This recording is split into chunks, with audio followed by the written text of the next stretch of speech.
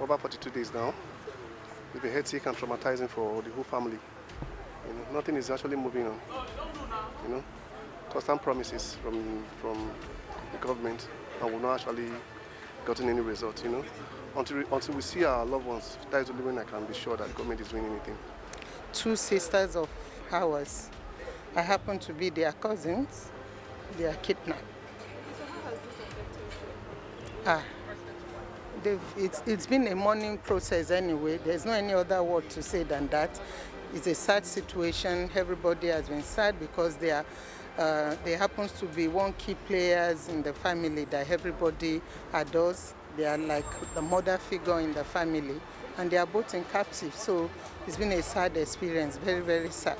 Government she's old, one, and the condition, nobody knows the condition they are there. We learned that they are in the open air.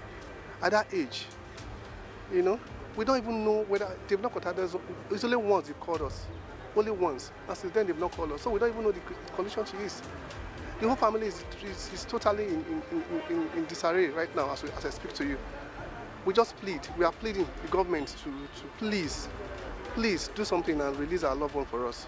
We're actually expecting that they will come back before Salah, but they are not here. You cannot do anything when your mom is somewhere.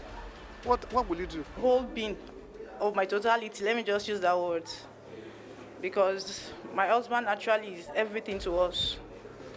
He's everything to the family, not just to the immediate family, even to the extended family.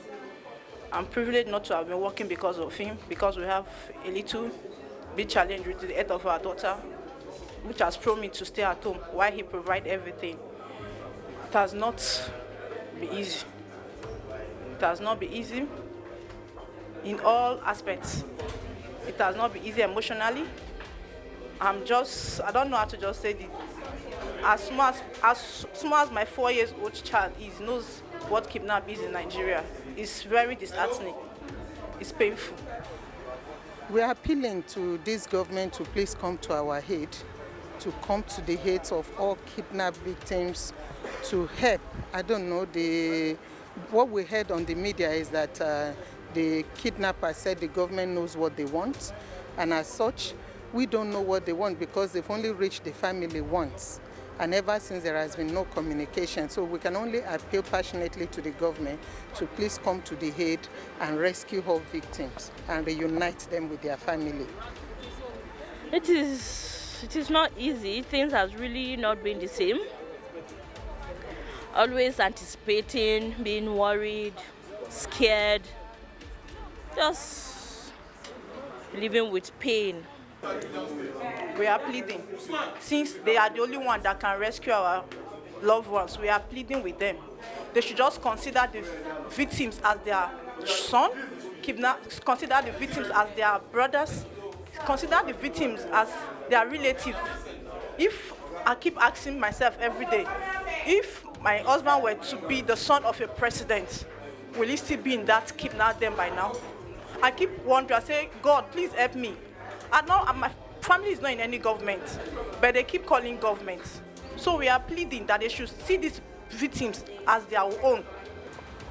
Well, all I have to say is that the people in captive could be their children, their mother, and above everything, we're talking about humanity here, and it's not easy to be in the wilderness.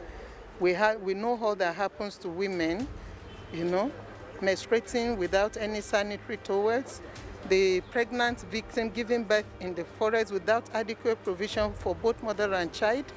That is indeed very sad. We are appealing to them because there is no personal rancor or conflict between the kidnapped and the kidnappers. So we can only appeal to them to please tamper justice with mercy, with the fear of Almighty Allah, and release all victims in captivity. We are pleading that please, whatever it takes. These people said government knows what they want. We believe truly that government knows that. We are just appealing that please, government should do whatever it takes necessary to make sure that these people are being rescued and returned back to their loved ones.